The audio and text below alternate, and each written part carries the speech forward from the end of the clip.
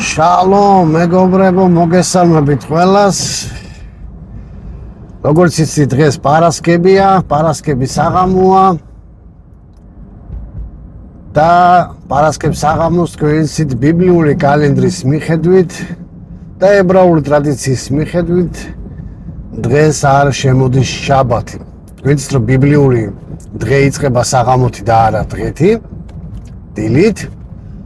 ამიტომ ჩვენც გვაქვს დღევანდელ დღეს თორის საკვირაო თავი, რომელსაც ქვია კდოშიმ. ანუ ევრითლოთ რო თქვა, დღევანდელი შიური არის პარაშათ შაუას კდოშიმ.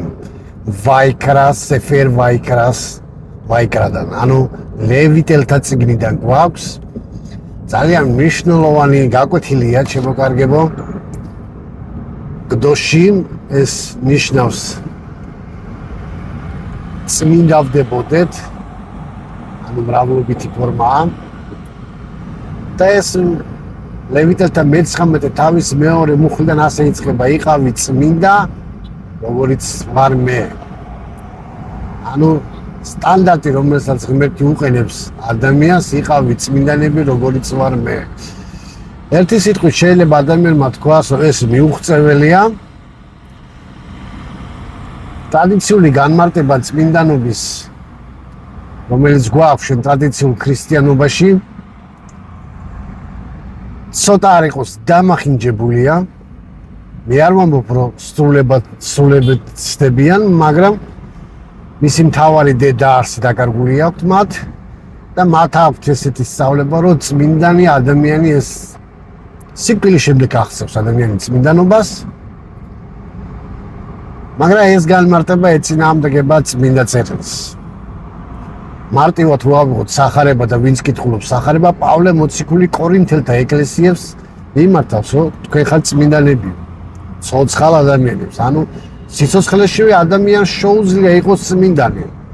მაშ რასთან გვაქვს საქმე? საქმე გვაქვს იმასთან, რომ ტერმინი წმინდანი, რომელიც ივრითულად არის კადოშ და დღევანდელი საკვირაო თავი არის კდოშიმ, წმინდანები, წმინდავდებოდეთ, სუსტად ამას ეხება და გვიხსნის, რას ნიშნავს უფლისათვის წმინდანი. ამ საკვირაო თავში 50 წესია ცნება მითითებული, რომ ადამიანმა ეს 50 ცნება, რომელიც მან შეასრულოს, ის უკვე წმინდანია. მაგრამ ერთი შეხედვით ასე ჩანს, მაგრამ არ იჩქაროთ. მოდი ნელ-ნელა მივყვეთ.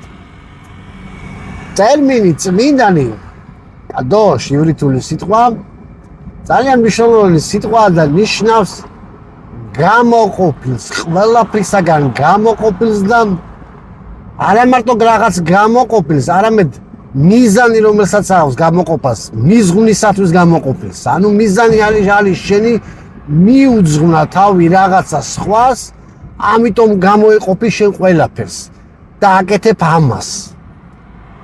და ამ შემთხვევაში ღმერთისადმი წმინდანი იგულისხმება ის, რომ ჩვენ გამოვეყავით ამ წუთის სოფელს და მიუძღვენით თავი ღმერთს. ეს ძალიან მნიშვნელოვანი რამე, რომ ეს კონცეფცია გვესმოდეს. იყავი წმინდანი, როგორიც ვარ მე წმინდანი, უფალი გეუბნება ამით, რომ როგორც მე შევქმენი სამყარო და ამ სამყაროს მიღმა ვარ, გამოყოფილი ვარ მე ამ სამყაროდან. მე ტრანსცენდენტული ვარ, მიუცდომელი ვარ, მაგრამ ამავდროულად ძალიან მიძღვნილი ვარ შენთვის, ადამიანო, ისეთი უნდა იყოს შენც, ჩემთან მიმართებაში. ამას ამბობს ღმერთი. ეს მარტივი ენით რო ავხსნით. ძალიან საინტერესო თავია ეგ თავი კდოშიმ, იწყება მოყვაცისადმი დამოკიდებულებით. ჩემო კარგებო, თქვენ უნდა გვესმოდეს, რომ წმინდა ადამიანი რო წმინდა იყოს, მას ორი პროცესი აქვს. ორი რაღაცა უნდა მოხდეს. პირველი, ის უნდა იყოს დახსნილი, გამოსყიდული, რათა ღმერთს მიუახლოვდეს. იმიტომ რომ ღმერთი ამბობს, ვერაფერი უწმინდული ვერ მომიახლოვდებოდა. მომიახლოვდება მე. ანუ უწმინდული ვერაფერი ვერ მივა ღმერთთან. მაშასადამე ჩვენ რო უწმინდურები ვიყავით, ჩვენ არ ქონდა მისასვლელი ღმერთთან. ამისათვის ჩვენ გვჭირდებოდა მსხვერპლი, რომ ჩვენ შევძლოდით ღმერთთან დაახლოებას, მისვლას. და სწორედ ეს მსხვერპლი იყო იესო ქრისტე, რომელმაც გამოგვისყიდა და მოგცა შანსი ღმერთთან მიახლოების. ამიტომ ვართ ჩვენ წმინდანები, არა ჩვენი საქმეებით, არა ჩვენი რამე გვარიშვილობით, არა ჩვენი მართლმადიდებლობით, არა ჩვენი ქრისტიანობით, არა ჩვენი მოწაფეობით, არამედ ღმერთის მადლით და წყალობით. ვართ წმინდანები. იესო ქრისტეს მსხვერპლად. ეს უნდა გვესმოდეს ჩვენ. მაგრამ წმინდანობას აქვს მეორე მხარე. მეორე მხარე ეს არის ზუსტად ის საქმეები, რომლებიც უნდა მოწმობდეს შენ წმინდანობაზე. ღმერთმა გამოგვიყვანა, მიგვიახლოვა, მაგრამ მასთან რომ მიახლოებაში რომ ვიყოთ და მასთან დავრჩეთ, ეს უკვე ჩვენზეა დამოკიდებული. პირველში ჩვენ არ მონაწილეობდით, მაგრამ მეორეში უშუალოდ ჩვენ უნდა ვიყოთ მონაწილეები. და სწორედ წმინდანები რომ დავრჩეთ, ამისათვის არის ის წესები და ის მცნებები, ის ათიმცნება, ის რჯულის სწავლება,ში დავრჩეთ, ვიყოთ და შევასრულოთ, რათა ვიყოთ წმინდანები. ორი დიდი მცნება აქვს, 50 მცნება ახლა, 50 მცნება ჩვენ არ განვიხილავთ, მაგრამ დამიჯერეთ 50-ვე მცნება, რომელიც მან დარის, უშუალოდ ყველა შეიძლება დღეს ადამიანმა შეასრულოს. თუ მას უფალი უყვარს, რა თქმა უნდა. მე არ ვამბობ ისეთ ადამიანს მარტო სადღეგრძელოებში რო არიან მაგრები და ტაძრებში რო შედიან და ვის უფრო მაღალი და მსუქანი და მსხვილი სანთელი უგავია იმაში რო ეჯიბრებიან ერთმანეთს. ან ვინ უფრო მეც მარხულობს და ან ვინ უფრო მეც ლოცულობს. ეს არაა ღმერთის საქმეები. ჩემო კარგებო, დაიმახსოვრეთ. ბიბლიის კითხვა, ლოცვა, ეს ყველაფერი კარგია, მაგრამ ეს არ არის საქმე, რომელიც შენ წმინდანად გამოგაჩენს. მე ვამბობ ღმერთისათვის. ადამიანების ორში შეიძლება გამოჩნდეს, მაგრამ ღმერთსა და სხვა სტანდარტები აქვს. ეს სტანდარტები არის ძალიან მნიშვნელოვანი. რო ჩვენ ვისმოდეს. პირველი, რასაც შენ ამბობს, ღმერთი ამბობს, რომ მსხვერპლი, სამადლობელო მსხვერპლი, რომელიც შენ მოგაქვს ჩემთანო, ის 2 დღეში უნდა იყოს შეჭმულიო. მესამე დღეს თუ დარჩა, ის უარგისია და ამით გაუწმინდურდები შენც და ღმერთის სახელს შებღავლავ. რას გვეუბნება ჩვენ დღეს ეს?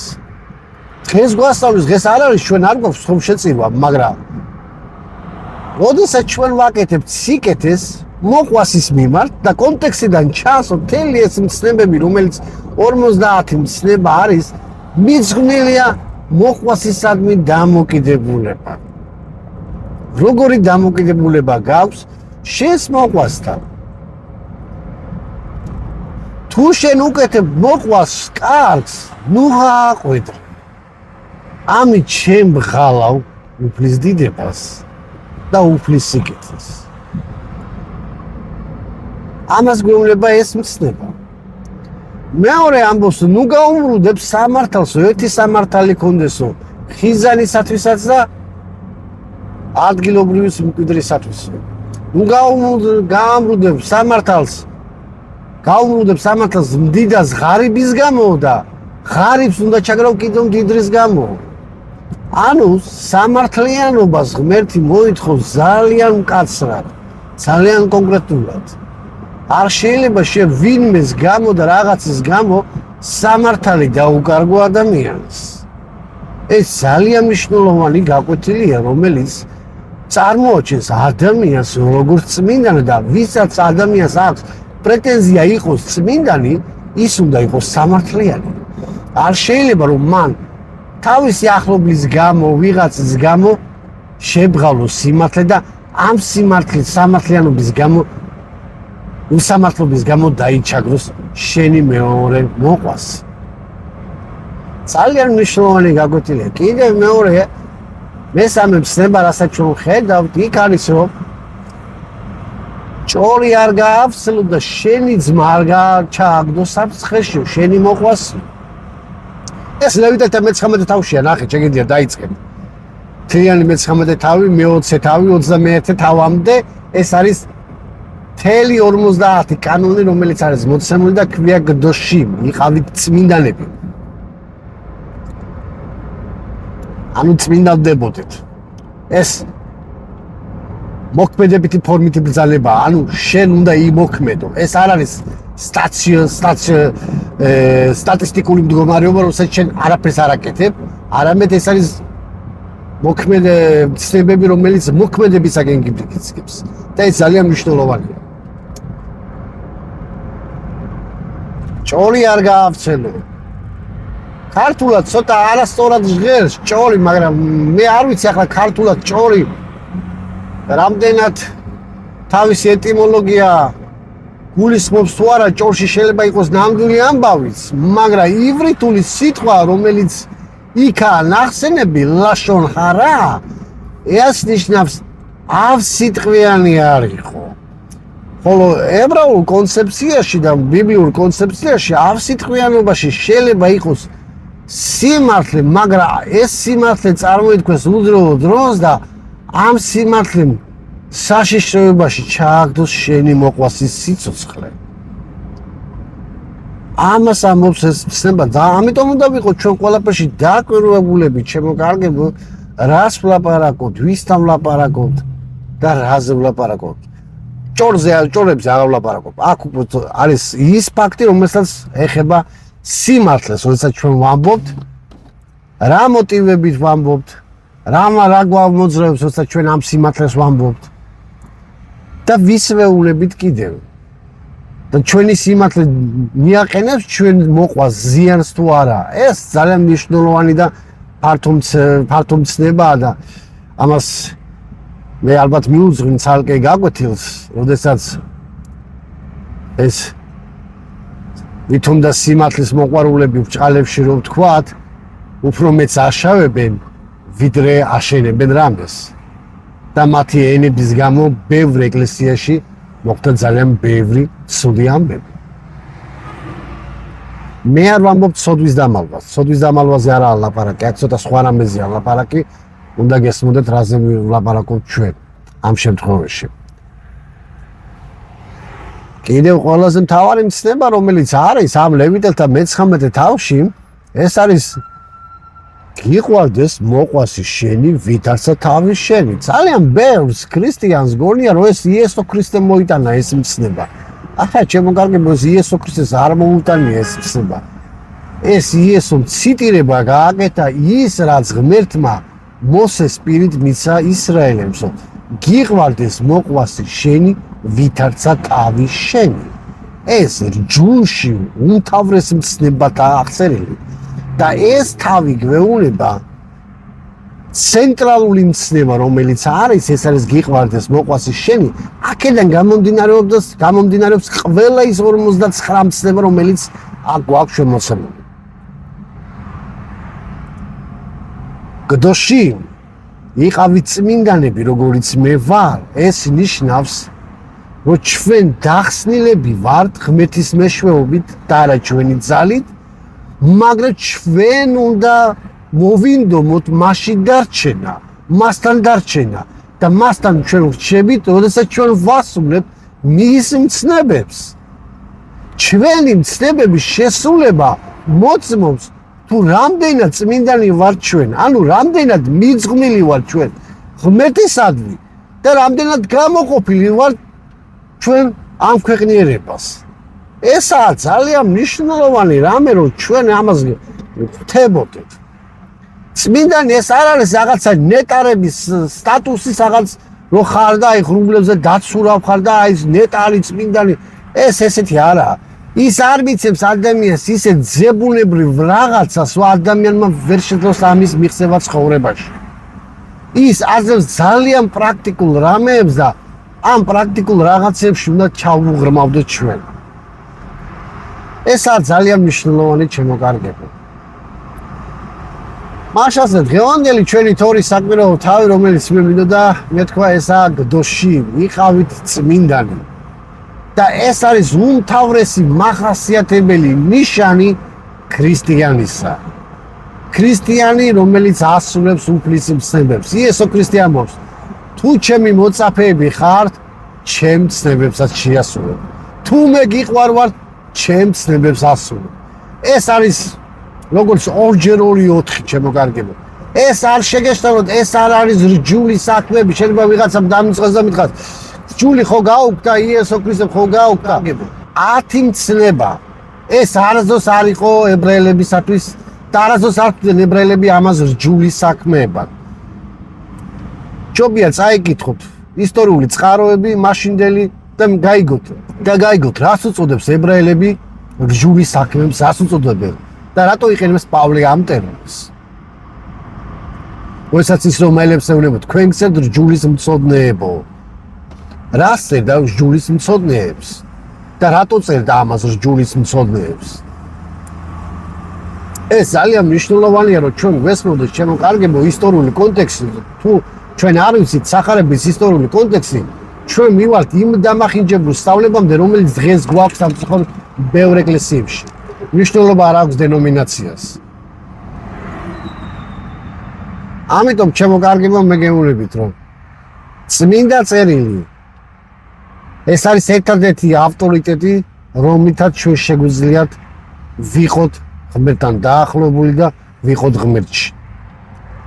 მისი შესწავლა და მისი დაცვა. იაკობი ამბობს. იყავით მცნების არა მხოლოდ მომსმენი, არამედ შემსრულებლებიც. და როგორც გამოცხადების წიგნში წერია, ნეტარია ვინც კითხულობს და ვინც ასრულებს. ესაა ჩემო კარგებო. ეს არის მედლის ორი მხარე. ერთი მედალია მთლიანად, მაგრამ ამ მედალს ორი მხარე აქვს. წმენით გამართლება, მისი წყალობით და ჩვენი საქმეები, რომელიც მოწმობს ამ გამართლებას. მეგობრებო, დღევანდელი თორი საკვირაო თავი, რომელიც ვიდეოში მე მინდოდა ეს მეთქვა თქვენთვის. ძალიან გთხოვთ, ილოცოთ ჩვენზე, მოიწონოთ ეს ვიდეო, გააზიაროთ და კომენტაროთ და ერთ-ერთი რამე უნდა გთხოვოთ, რომ როდესაც YouTube-ზე აკომენტარებთ, 7 სიტყვის მეტი დააწერეთ, იმიტომ რომ YouTube აღიქვამს თუ კომენტარად აღიქვამს კომენტარს თუ მაშინ 7 სიტყვაზე მეტი არის დაწერილი. ესეთი აბსოლუტური ალგორითმი აქვს YouTube სამწუხაროდ და მე არ ვიცი რატომ, მაგრამ ასე აქვს. ანუ თუ კომენტარში არის 7 სიტყვა, ის აღიქვამს მას კომენტარად და ის ჩათვლის რომ ეს საჭირო ვიდეოა და თვითონ გაავრცელებს მერე. რაც უფრო მეტი კომენტარია, მეტი მოწონება, მეტი მნახველი ეყოლება ამ ვიდეოს და მეტი გაზიარება ექნება ამ ვიდეოს. გთხოვთ, ილოცოთ ჩვენთვის და გთხოვთ, ვისაც ფინანსურად გვერდში დგომა გინდათ, დაგვიდექით ამ ვიდეოს ქვემოთ და ვიდეოს აღწერილობაში იქნება ჩვენი საბანკო რეკვიზიტები მითითებული. იცით რომ ჩვენ გვინდა კომპიუტერზე ვაგროვებთ ფულს. ასე რომ წარმატებული შაბათი გქონდეთ, ანუ მშვიდობიანი შაბათი, შაბათ შალომ და გაგრძელება იქნება. მადლობა ყურადღებისათვის.